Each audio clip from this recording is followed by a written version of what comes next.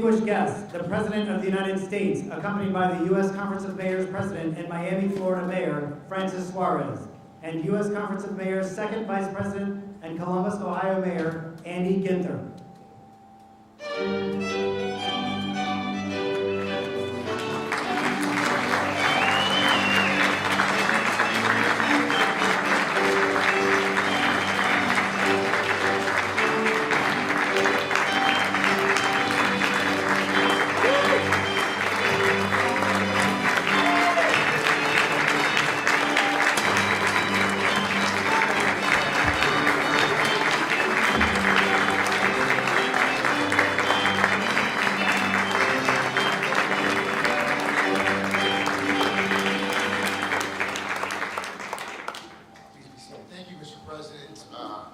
Continuing this incredible tradition of inviting the mayors from the U.S. Conference of Mayors to the White House. It's really an honor.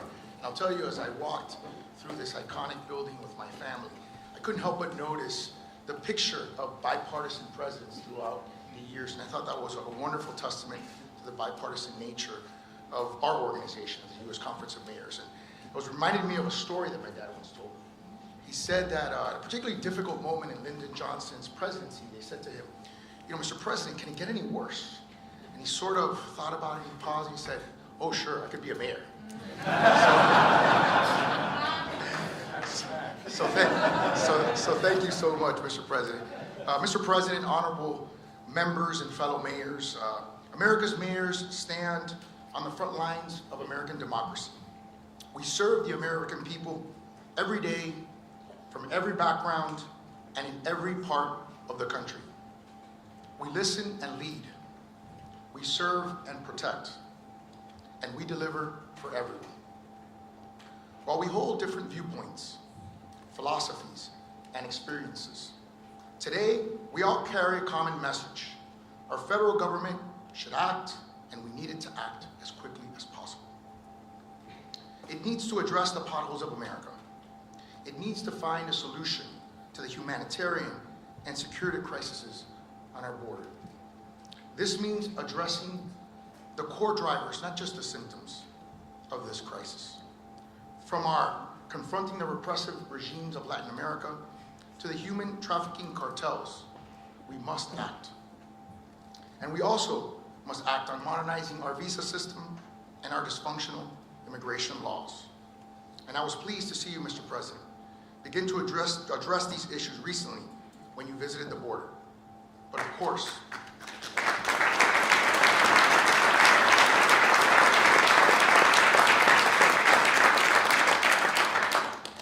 we all know we have a long way to go. We also need to act on public safety. We, from the federal government to the local government, need to clearly support our police. You said that just a year ago at our conference. We must bring the defund police movement to an end in word and in deed. We must support.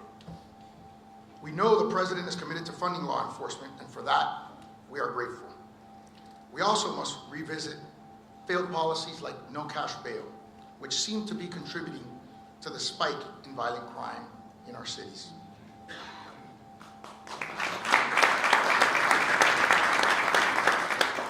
We need to act on maintaining our fiscal health and economic security.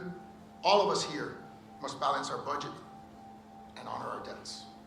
The federal government must do the same, just as mayors have done across America.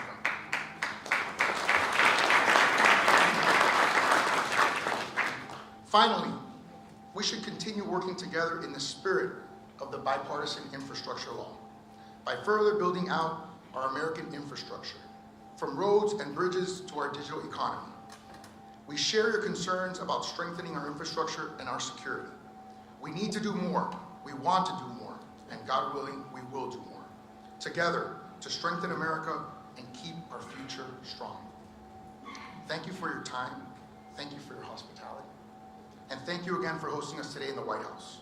And now I'd like to introduce the second Vice President of the conference, Andy Ginther, the Mayor of Columbus, Ohio, the heartland of the country, to share a few remarks on how our partnership with the administration is rebuilding American manufacturing, we just talked about, and strengthening the nation's economy. Thank you.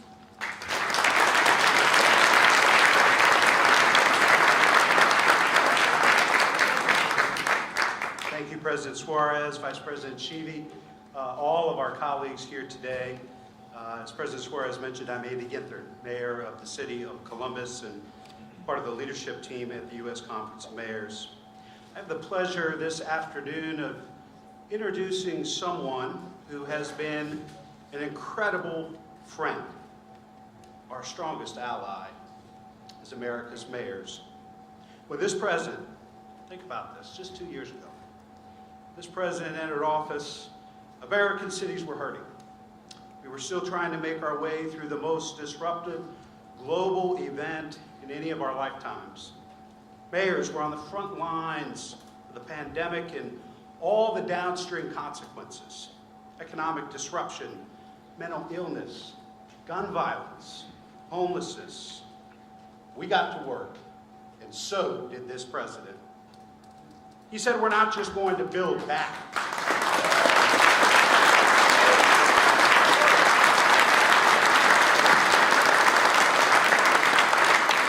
He said, we're not just going to build back. We're going to build back better. And working hand in hand with local leaders, he has delivered over and over and over again.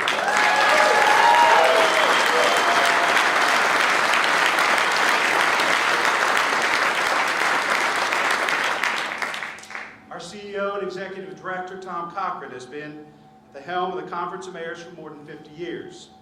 I know he agrees when I say the last 2 years have been the most consequential and productive for mayors in the history of the U.S. Conference of Mayors.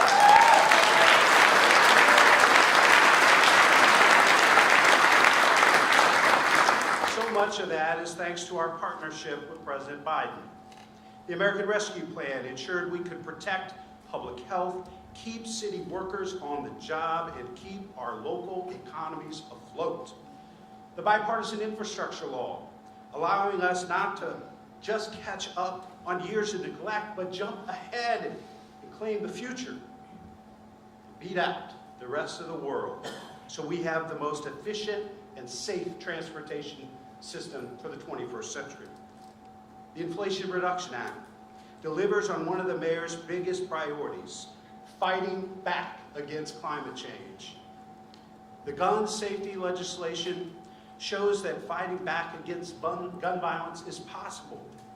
We have more to do, but we do not accept that deaths from gun violence in our communities are just an acceptable part of living in America. The first time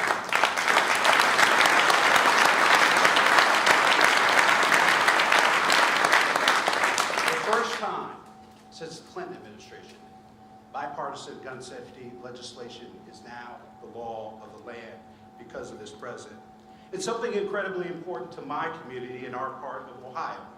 The CHIPS and Science Act will ensure that the United States, not China, is leading the development of new technology.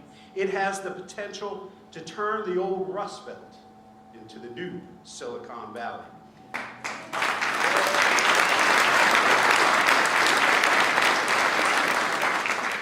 Not bad for 2 years of work.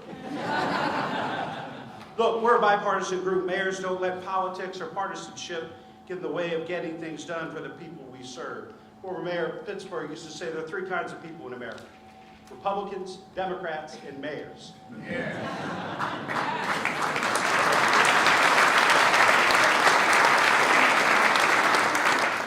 When someone says it can't be done, we just work harder. I can't tell you how refreshing it is to have a president who works like mayors.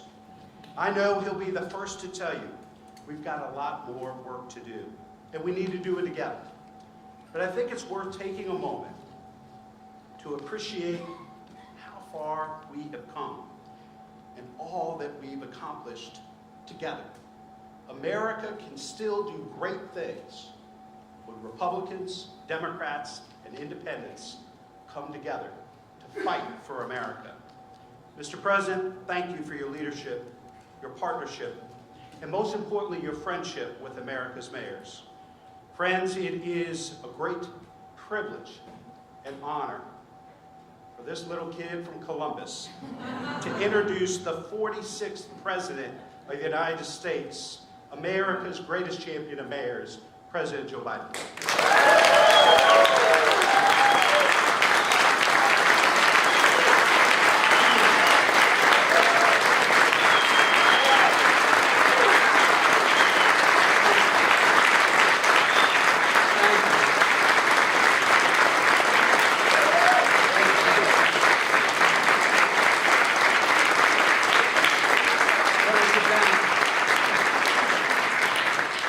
You don't want this going to my head.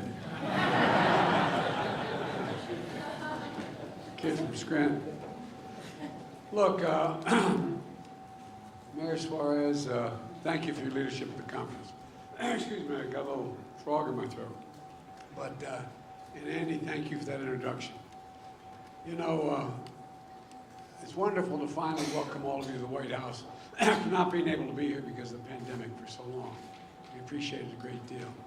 And some of you know I started my career as a county councilman in the state of Delaware, and then I ran for the U.S. Senate because serving as a local official is too hard. They know where you live. They knock on your door, and I've always had enormous respect for the job you do. And by the way, Suarez, you and I have something else in common. You know what it is? We both married way above our station. Way above our station.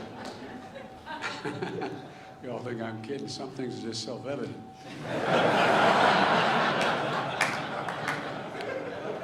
Today is 2 years since I was sworn in as president. And,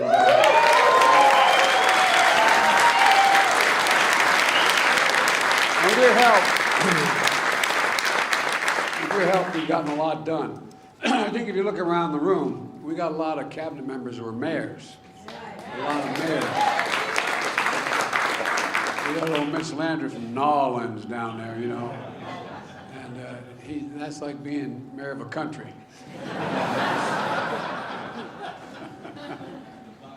Yeah, I tell you what, my daughter went down to Tulane University in large part because his dad, it's a long story, but when he was mayor, and I thought she's going to come home talking with the boy talking funny at me, you know what I mean? Some Bayou Lafourche or something. Mayor Pete is, even though he's the secretary, I still call him Mayor Pete. And you know, you got Marty Walsh from Boston. I don't know where Marty is. We got a lot of mayors, and that's why I think we're making such progress. Look, the fact is that, it's fitting that we are here together today, and because you mayors know how to get things done. And that's not hyperbole, it's a fact. Because you have no choice, as a matter of fact. Yesterday I was in California. We're grappling with this story. California. Started off, the governor looked at me and said, Mr. President, we used to be the 5th largest economy in the world, now we're the 4th. That's true in the world. I'll tell you what. So I genuflected and we moved on. I said, that means you don't need that $10 billion we just gave you, right? You all think I'm kidding, that's what we did, $10 billion. But all kidding aside, he's a great governor and has read well. But look, dealing with historic storms and flooding, you know, when your town or city faces a crisis, it's the mayor who gets the first call.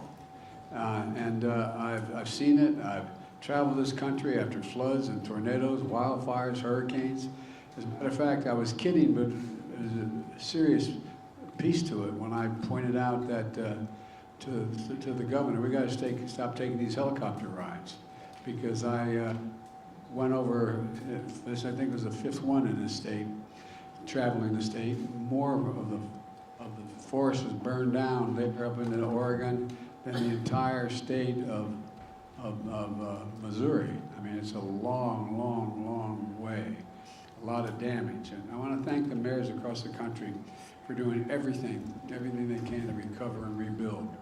It matters that you're the ones who make sure, as trite as it sounds, that the garbage gets picked up, the potholes get fixed, the buses you can catch to work and be able to continue to be there on time, and so much more of significant consequence. But those things are consequential.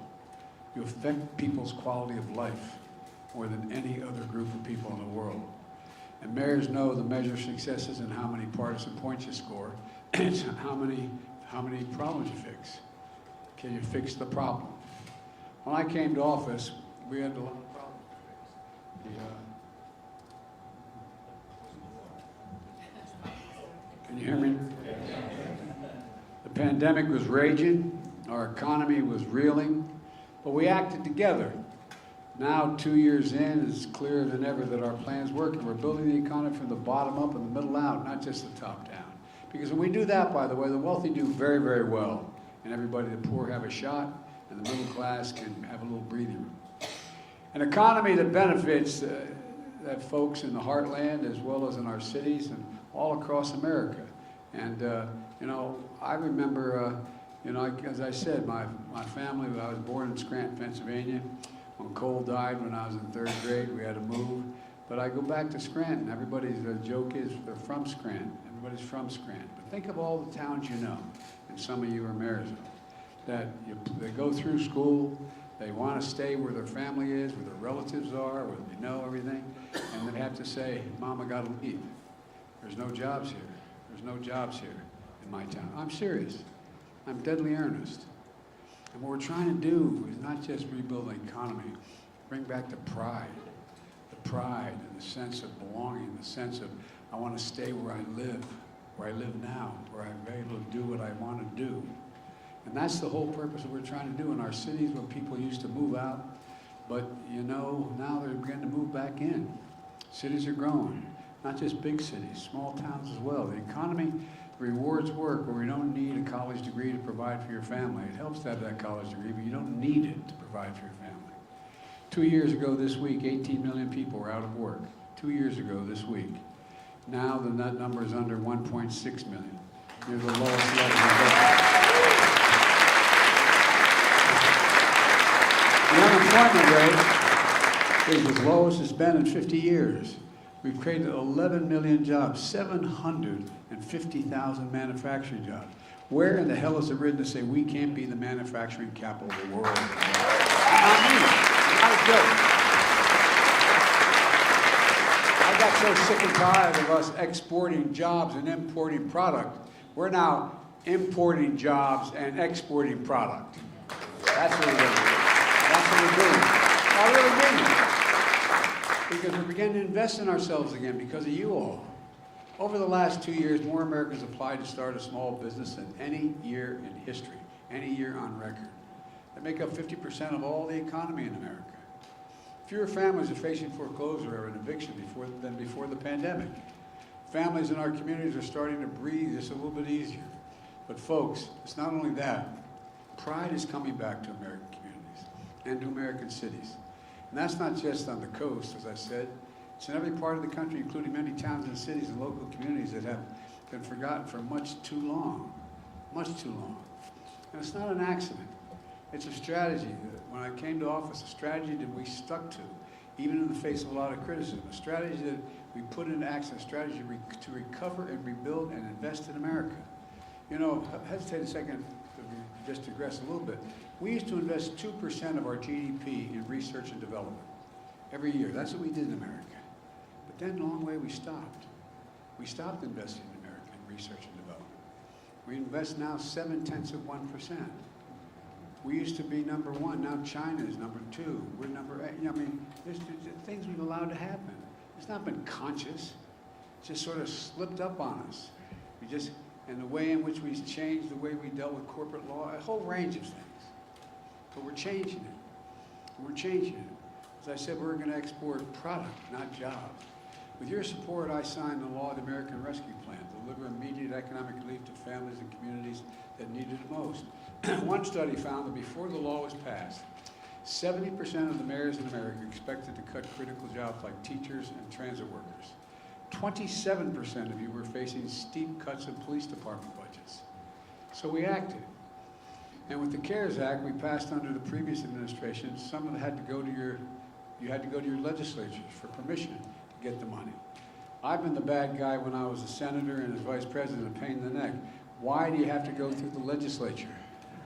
No, I'm serious. I'm deadly earnest about that. Because you go through the legislature, you can't blame them. They say, I want a piece of my district. But you can apply directly. Off when I wrote the cops bill years ago, you didn't have to go to the legislature or governor. You could apply directly. If you qualified, you got it directly. You got the money directly. Well, that's what we're talking about. I think we're going to change. Instead, we made sure the American Rescue Plan empowered you directly, to avoid painful layoffs. You put cops back in the street, firefighters back in the jobs. You kept teachers in classrooms. You asked for the money and you qualified for it. In Knoxville, Tennessee, Mayor Kincannon gave premium pay. Is the mayor here? There you are, Mayor. Well, you gave premium pay to police officers and firefighters to keep them on the job. It was a big deal. In Mesa, Arizona, Mayor Giles, I don't know where the mayor's here. I got to get people in trouble calling this out. Mr. Mayor, how are you? Bought 5 new ambulances, hired behavioral health clinicians to help the fire department in crisis calls. And by the way, you know, when a cop turns up in a domestic violence case or someone's standing on the edge of a bridge, they don't need a cop, they need a psychologist with them. That's why we're putting more people. No, I'm serious. We're beginning to understand this all again. And a lot of you are applying for the money and using it for these mental health issues as well. You know, there are countless examples. When it comes to public safety, we know the answer is not to defund the police. Not to defund the police.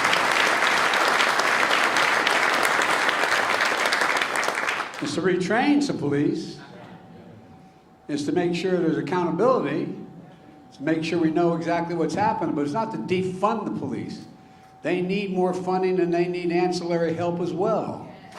It's an American Rescue Plan. $350 billion of state and local governments, and we urged them to was available to them to make communities safer. It turned out that one of the largest investments in public safety ever, and every single Republican in Congress voted against it. But a lot of mayors said, you talked to your representative, said, whoa, what? That, you know, it may be Biden's idea, but not all his ideas are bad. Oh, you think I'm kidding? I'm not kidding, you know. Many cities from Newark, New Jersey, to Baton Rouge, Louisiana, but all kidding aside, have made major investments in community violence intervention initiatives. These studies have shown in some cases they can reduce violent crime up to 60%, particularly among our youth. Doesn't always do that much, but can do that much. But as you may know better than most, when you see these problems of crime and the opioid epidemic, you know the big part of that is mental health. Mental health. I want to take a moment to talk to you about how we're addressing that as well. By the way, Vivek Murthy, the Surgeon General, has been really focusing on this a great deal. A lot of you have worked with him. Through the American Rescue Plan, we provided initial funding for cities to start to address some of the mental health needs arising from the pandemic. $5 billion for states and community organizations to deliver mental health and substance abuse treatment. $103 million in funding specifically to address mental health for frontline health professionals, like nurses. You read it, in your communities, you've dealt with your hospitals, where the nurses are just overworked and having serious, serious problems in terms of their own mental health. We know it wasn't enough, so probably the Bipartisan Safer Communities Act. And we went even further. That provides $10 billion to address mental health needs. $2 billion of that is for young people in particular to pay for things like school counselors. And we know what fentanyl is doing to families and communities all across the country. We worked hard to make sure the first responders have what they need when they respond to overdoses for young people who are dying. And by the way, we've confiscated an enormous amount of fentanyl, not just at the border, but beyond the border. We've confiscated throughout, I think it's, let me get the number here, I don't want to get it wrong. We've confiscated 379 million doses of fentanyl. And by the way, 100,000, mostly kids, have died from fentanyl. And it's put in things that they never anticipated as part of. As mayors, you know how much this matters. That's why I brought many former mayors into the administration. Keisha Lance Bottoms is here. So.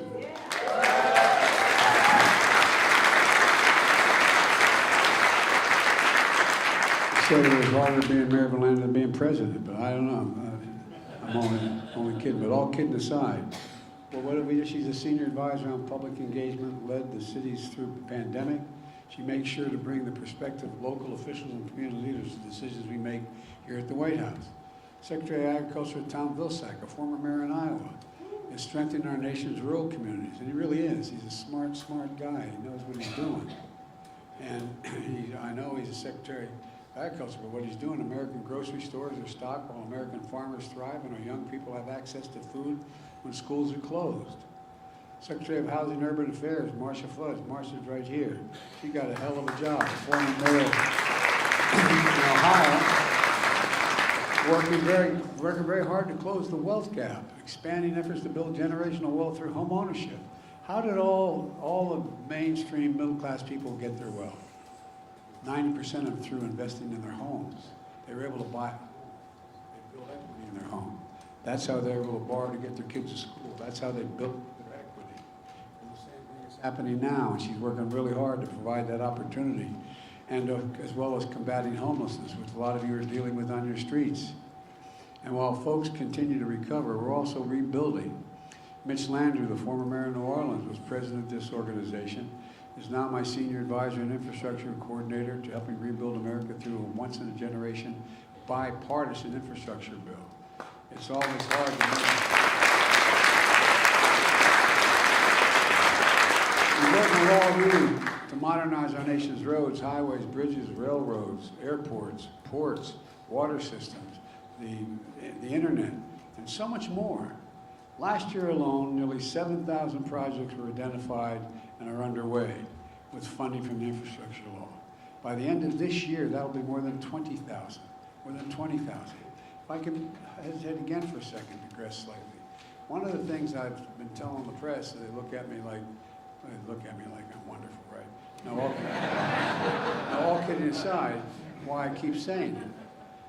We did a lot last year with your help. It's only now beginning to bear fruit because we passed this infrastructure bill. That's a 10-year bill, and it's taking time to get it off the ground. Mitch McConnell and I just announced the construction of a new bridge, $1 billion across the Ohio River.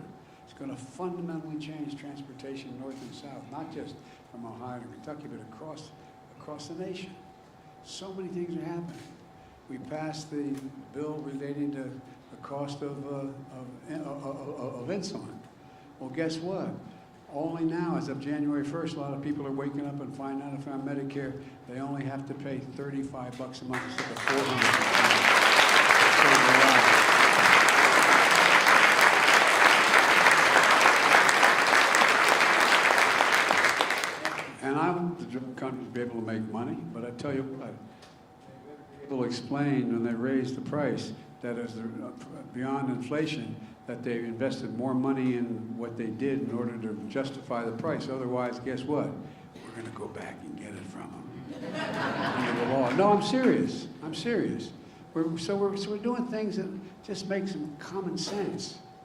There's some common sense because of you all. Labor Secretary Marty Walsh, former mayor of Boston, I kid Marty. But he's making sure these projects have prevailing wage and purporting to move and suggest for significant apprenticeships so people can make a living off of what they're doing. And by the way, I'm going to talk in a minute about dealing with the whole idea of what we're doing in terms of new investments and with the CHIPS legislation. Well, one of the leading investors of over, I think it's so far $22 billion in the United States from another country. I said, why are you investing in America? He said, because you got the best workers and you're the safest environment in the world in which we can do this. So we're helping to rebuild our economy with jobs that don't require four-year degrees, promoting an economy that works for middle class and working class Americans. Transportation Secretary Pete is here.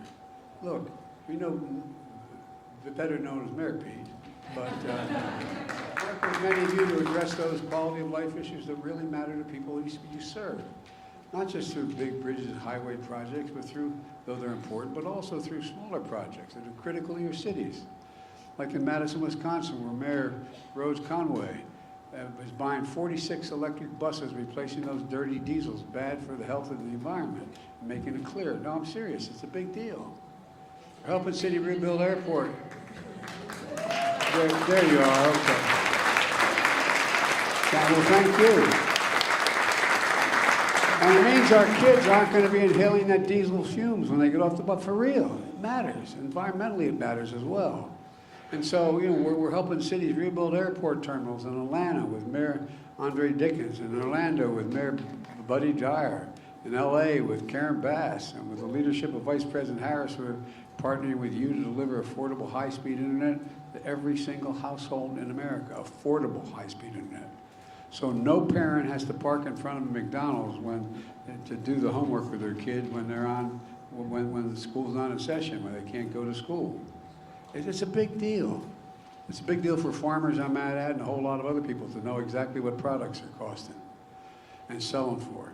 And now over 50 million households have affordable internet that they didn't have just before we passed the law. We're also making the biggest investment ever in climate, the Inflation Reduction Act.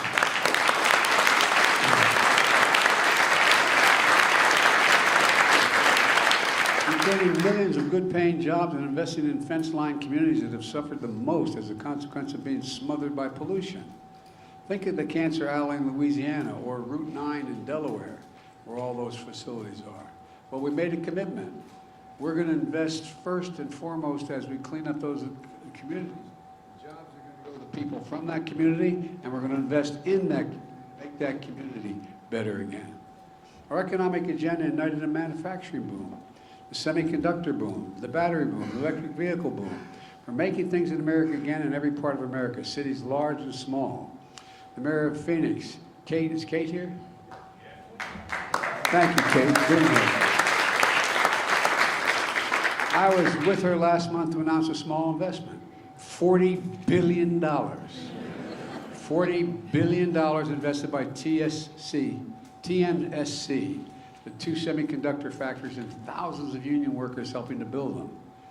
And Andy, you know, the Field of Dreams outside of Columbus, where Intel's investing, it's 100 acres, but they're investing $20 billion to expand semiconductor manufacturing. I said 1,000 acres. I dubbed it, I didn't mean to, I shouldn't have, but I said, this is the Field of Dreams. It is. It's a field of dreams. And by the way, of those jobs, of the 12,000 jobs, 7,000 are construction jobs. But guess what? They're paying prevailing wage. And those 5,000 jobs left, the average salary at those places, they tell them, are going to be $123,000 a year, and you don't need a college degree to do those jobs.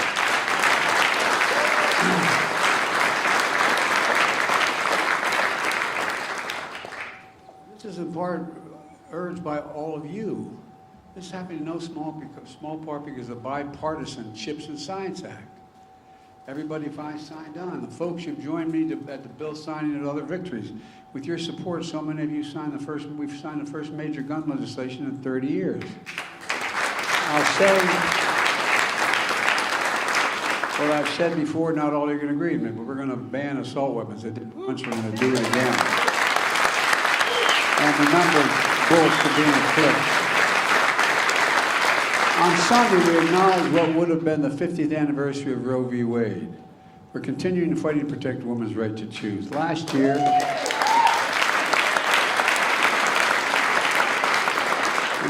when I held the first of its kind White House summit at the request of others against hate-fueled violence, this group led the effort with 150 mayors to sign a compact, Democrats, Republicans, and Independents, to prevent and address this type of violence in our communities. I'm committed to continue this work with all of you, but I need you badly. But there's more to do. As was mentioned by your president, immigration is another major issue affecting many of your communities, particularly border communities and near communities. I visited the border earlier this month, the first time as president. I've been before, but the first time as president. And I'm taking action where I have the legal capacity to do so. I'll continue to call on Congress to act to pass comprehensive immigration reform, fix the system. The first bill I introduced was a comprehensive reform legislation on immigration.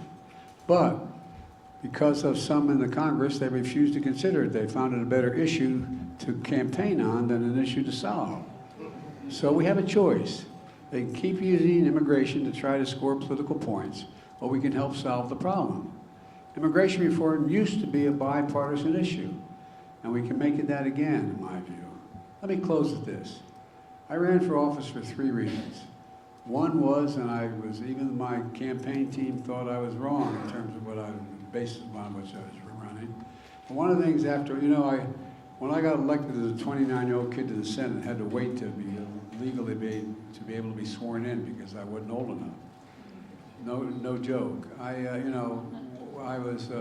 They talked about, my being the youngest. I wasn't. There was one younger elected popularly than I was. But, I spent a lot of time. I used to get asked all the time, Mr. Mayor, what's the secret? Because if I won against a really good guy, he was a decent man, we never had a crossword with us, progressive Republican who helped write the Clean Water and Clean Air Act, etc. We had disagreements on a number of other things. And second time I ran, he actually endorsed me. But the point is this, is simple. I used to get asked, there must be a secret. If you could have won, there must be some secret. And I used to think about it, the people for the next 3-4 years that asked me that, who were running for office in Delaware. And I finally figured it out.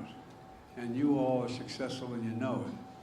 I said, the secret is if you figured out what's worth losing over.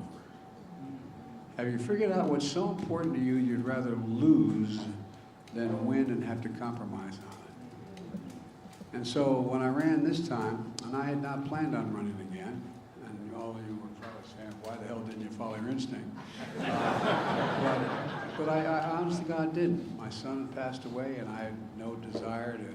I was a professor at the University of Pennsylvania. Things were going fine. To make a long story short, when I did, I decided there were 3 reasons to run, and I mean it. One was to restore the soul of America. Decency, honor, the idea of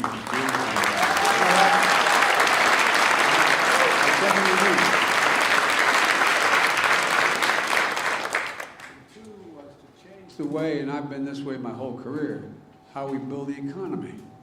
From the bottom up and the middle out, for real.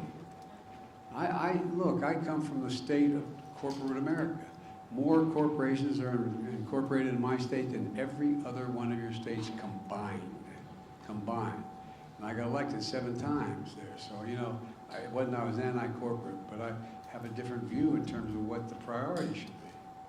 And so, as I said, when the middle does well, they generate hope, give chance to the working class, and when they do well, the wealthy do very, very well. Well, the third reason I ran, which turned out to be the hardest to do, and that's unite the country. We are a democracy. We cannot be sustained if we stay 50 different islands or 2 different parties that no longer talk to one another. For the last 2 years since my inauguration, I think we've made some progress, large part because of many of you sitting in this room. And I'm really optimistic in the year ahead that we're implementing the laws we've already passed, will deliver real benefits, and people are going to feel them in their everyday lives.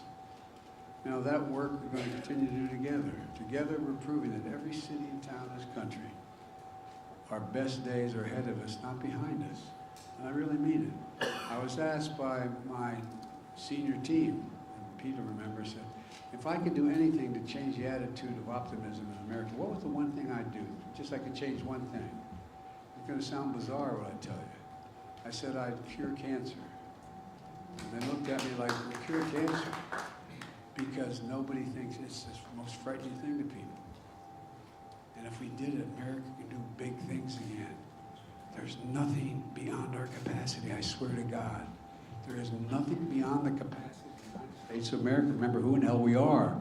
We're the United States of America. When we work together, there's nothing beyond our capacity. Nothing. We gotta work together, folks. God bless you all. May God protect our troops. Now I turn it over to Julie.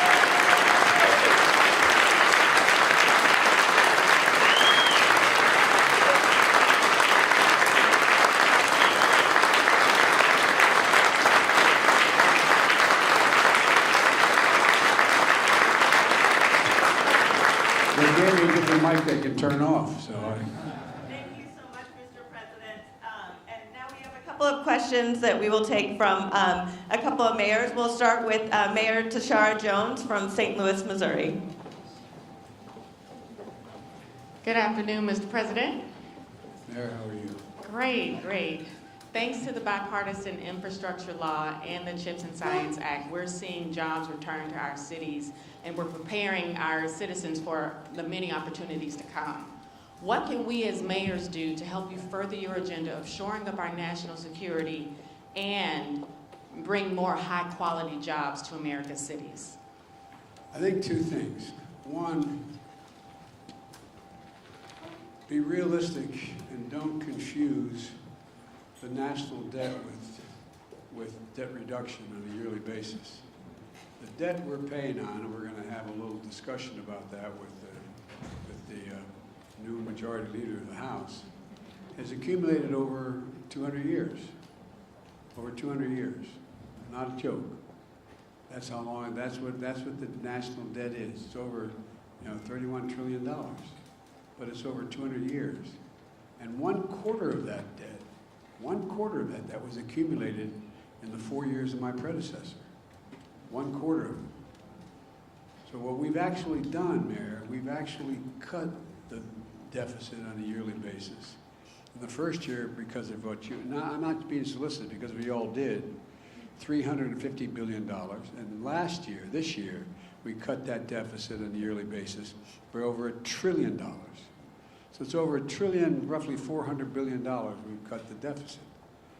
The yearly deficit, year to year. We got to focus on making sure we do not accumulate more debt on the historic 200 years and gradually continue to reduce it. One of the things that we've done is the budget we're going to be introducing, you're all going to see, is expected to reduce the debt another $1 trillion this next year by spending less than we bring in. Now the big debate, I'll be honest with you, and I'm going to talk about in the State of the Union, is a fundamental disagreement on what we should do to cut. What do we cut? Well, it's not just cutting. What do you raise? What taxes do people pay? How do they pay their taxes? And do they pay it fairly? And so one of the things that's going to be a big issue in dealing with the national debt that could, if we don't meet our national debt and renege on the first time, we have a calamity that exceeds anything that's ever happened financially in the United States. And so one of the things that we're going to do is it's going to get down to a decision of whether do we in fact make sure that folks, do we cut Social Security to raise taxes on trillionaires? Billionaires. There's 745 or 50 billionaires in America. Average tax rate they pay is 2%. I think you should be able to be a billionaire, but I think you should pay a little more than 2%. No, by the way, I'm not trying to, as Douglas knows me well, I'm not trying to be alarming about it, but I mean, it's a reality. Now the argument, there's a lot of arguments why that shouldn't be, because they generate so much energy and so much growth, et cetera. But there's a lot of things we can do now. The option that's going to be offered, you're going to see, is they want to, the way to deal with cutting that debt is to cut Social Security, cut Medicaid. We got to do something about Social Security. No, but these are the kind of debates we're going to have, and they're going to be honest debates. For you, it seems to me, for a mayor, the things that I believe, and I've not been a mayor, but I think I've watched long enough to know the difference between great ones like you and folks who don't do much. Or don't, I shouldn't say don't. I shouldn't say it. You've had more difficulty.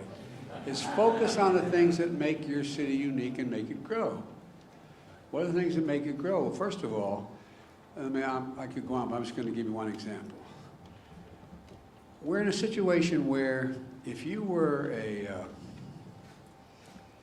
one of the reasons why America became the most advanced and economically prosperous nation in the 21st century, we're the first nation in the world to have a universal education system, grades 1 through 12. Now others had systems that were superior to ours in terms of their exclusiveness, but not universal. Now, I wonder if anybody, today we were starting over and saying, you know, we're going to decide we're going to have a universal education system. Would anybody think in the second quarter of the 21st century that 12 years was enough to compete? I don't think so, for real. So a lot of you are doing a lot of experimental work in terms of not just pre-K, but you're doing it in terms of education, teaching kids to read, write, add, and subtract at 3 and 4 and 5 years old. And you're focusing on apprentice programs after college. You're focusing on, after high school. And you're focusing in high school on allowing people to learn trades instead of, remember, there used to be, even you're old enough to remember, not you, Mayor. But when, you know, there were shop classes in school where people learned whether they're comfortable working with their hands, so there's a lot of things that we can do in education. There's a lot of things you can also do in terms of dealing with, I'm going to get you a lot more money, God willing, because I think we have universal support for it, beyond the money that came out of the original legislation. There's a proposal that I've just presented to, I'm the guy that wrote the community policing law. It got very bad publicity. But guess what? People are figuring out, guess what? It works. The people who most need the help, the most victimized, are the poorest communities. So we need cops in those communities, from those communities, but cops that are held accountable to everything that they say we're supposed to do. And we can do that. So focusing on law enforcement that in fact is equitable, focusing on, you know, for example, nationally, I still think we should have the George Floyd legislation, but I didn't able to do that. So what I was able to do, I said no knock warrants are limited significantly. We're in a situation where you have to, no chokeholds. There are certain basic things. You know, when I was coming up as a kid, you know, cops were required to learn to shoot to kill. Well, you ought to be able to shoot to stop. You know, everything shouldn't be an extreme. So the way we train police officers is changing. And there's a lot of things you can look at to determine whether or not you can affect the safety of your city. And also, I think that, well, I'm not going to go on, but so there's a lot of things you can do, because I believe you'll have the economic wherewithal through the programs in the federal government, not telling you what to do, but giving you the wherewithal to do the things that you think most need to be done. And every community is a slightly different need in terms of emphasis. And you know, I think one of the great mayors in the country is Duggan from Detroit. Not a joke. I'll tell you what, we inherited a hell of a situation. And I remember Barack Obama turned to me one day and said, not a joke, Joe, fix Detroit. I said, oh, no problem. No problem. Well, I got to know Detroit. I found out things the mayor taught me was, guess what? That something was as close to 70% of the people in the 60% of the people in the city who were high school educated had jobs that were outside the city. And they couldn't get there. They didn't have, 60% didn't have cars. So we ended up getting, what, 20 new buses, was it initially? I mean, you know, just practical things to determine what are the things that both allow neighborhoods to stay united and move. And again, there's a lot. One of the things that Mayor Landrieu, as I still call him the mayor, but much more than that, he's running this show for me because we also have, I can't remember I asked for the phone number and I forgot it. 881-8946 that you can call, because we have people in here. No, I'm not joking. A lot of people know we have these programs, but they're hard to navigate. So you can pick up the phone and call, how do I get the money to do A, B, C, or D? Can I do this with that? To cut through the red tape. Anyway, I hope I answered. You're about to cut me off. Thank you, Mr. President. We do have one more question from Mayor Sheevy from Reno, Nevada. So first of all, thank you for inviting us to your home. We love what you've done with the place. It's beautiful. And also, I want to say thank you. Like museums, right? I want to say thank you from the bottom of all of our hearts. I know everyone in the room is so grateful that you have brought mayors into your cabinet. I think it should be a requirement of every president. Mayor Landrieu, I love you. Mayor Pete, I love you. And I honestly believe like more has been done because of that. And so thank you so much for your leadership. We are so Yeah, grateful. what, six mayors in cabinet positions? Are there 6? All right, maybe we can get to 12. I know We 6 have- more in here that would like to come. We have more women than men. See, love that too. Love that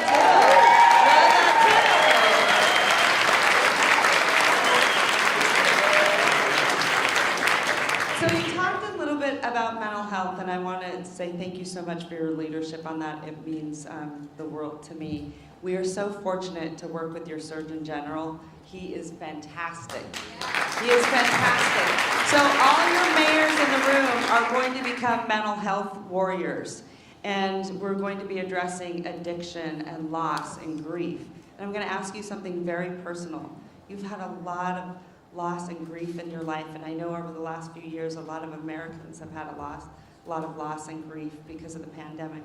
What would be what would you say to them and your advice to someone experiencing personal loss and grief? Well, first of all,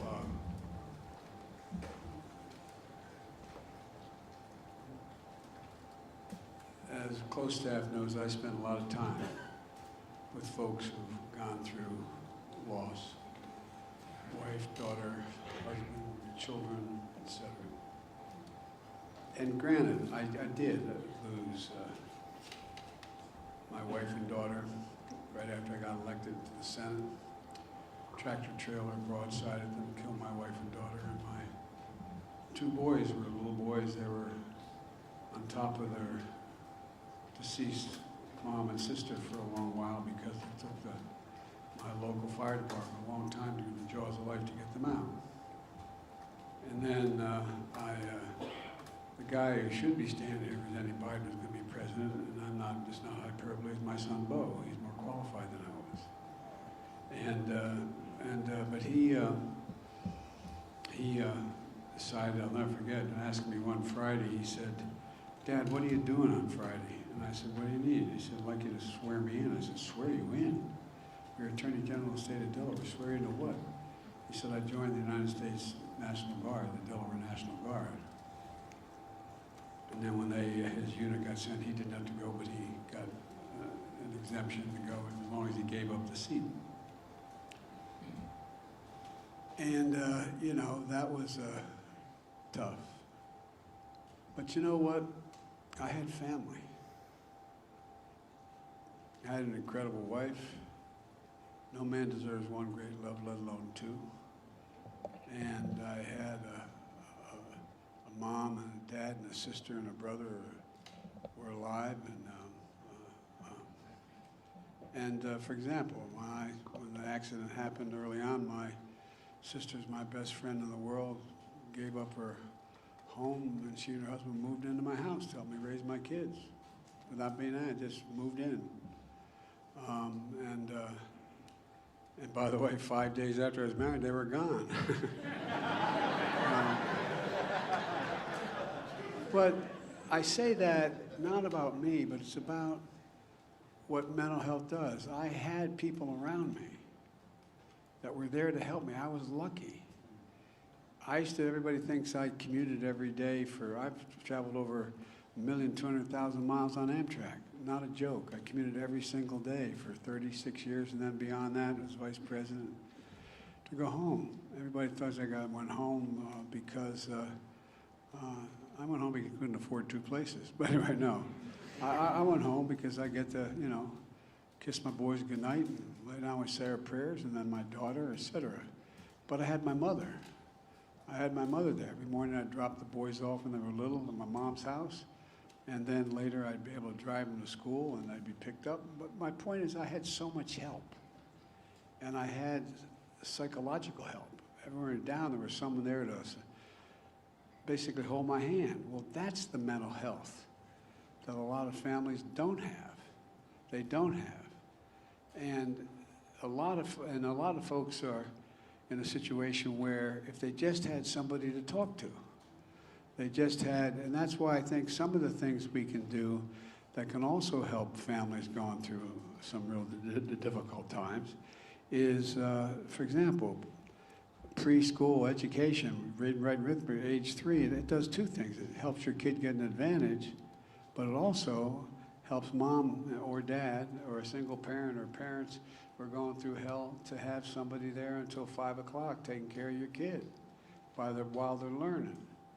So there's a lot of things that it does that gives people, but in addition to that, people who've gone through really tough times with drug addiction and a whole range of other things, alcoholism, they also are in a situation where they find themselves being able to have the kind of medical help that is needed in the mental health side of it. And so I just think having people to reach out who are professionals, who know how to deal with people going through trauma, tragedy, or self-inflicted wounds that they've had. And it makes a gigantic difference. The need for, I mean, look at what's happened. And I think I sometimes underestimate it because I stopped thinking about it, but I'm sure you don't. We lost over 1 million people in several years to COVID. What that means is, and the study was done, that there are 8 people close to every one of those, on average, those 1 million people. How many mothers, fathers, brothers, sisters, uncle, aunts got up in the morning or sat down for dinner at night and there was an empty chair? How many? And what impact does that have on the rest of the family? And there's a lot of tricks that you can be taught, a lot of things you can do to engage the children who survive, engage the children who aren't addicted, engage the parent who. So I just think there's so many things that you can do. And the reason I gave you my personal story was I think it's just about knowing somebody's there, knowing somebody you can reach out to when you get scared and hold their hand. Whether it's a drug problem, whether it's a physical problem, whether it's just a, and by the way, my wife Jill got very engaged with the Brits and the U.S. military and dealing with trying to convince people, think of the military. The one thing you're taught to as a warrior is never complain, never explain, man. Don't complain. Well, guess what? Mental health is a problem. It's a serious problem. You have more people dying of suicide in the United States military than any other reason today. More people. And so we got involved in reaching out to help families so that you don't make it, and then I'll conclude with this. We have to take the stigma off of mental health. Mental health is no different than you break your arm or your leg. No, it really isn't. It's God's truth. It is a problem that is a medical problem. And so hardest part is to get people, a lot of people, I say most people, to acknowledge that I'm getting help. I'm getting help. That's why we had this effort to deal, my wife dealt with this program to provide for health for, post-traumatic stress for so many warriors. Pete, you toted a rifle, man. You were there. You see all the people. I don't know how many people that that need the help. But it's a help that you need any more than you need if you broke your leg. But we got to take the stigma away from the notion that you need mental health, because it's no different. And by the way, think of this. How many folks do you know, how many cops on your department need some mental health because they're suffering from post-traumatic stress, what they went through? I mean, we don't look at them and say, they're weak. But, it's just about, anyway, we just got to reach out and change the notion of a stigma associated with the notion of seeking mental health. And it starts early when you can detect with children that need some guidance. Really, it doesn't mean they're, quote, crazy. It means they have some disposition that has to be treated. And there's a lot that can be done. I'm talking too much. I apologize, guys. Thank you all very much for your meeting.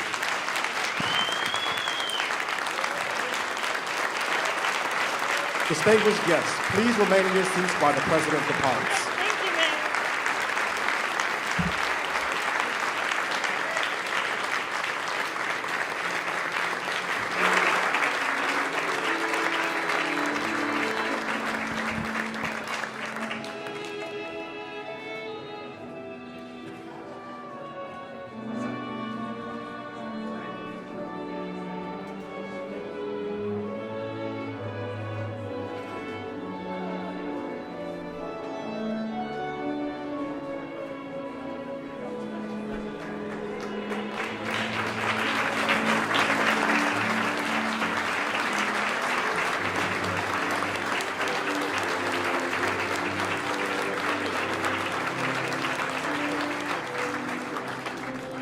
Mr. President, are you the first comments call to send Leopard tanks to Ukraine?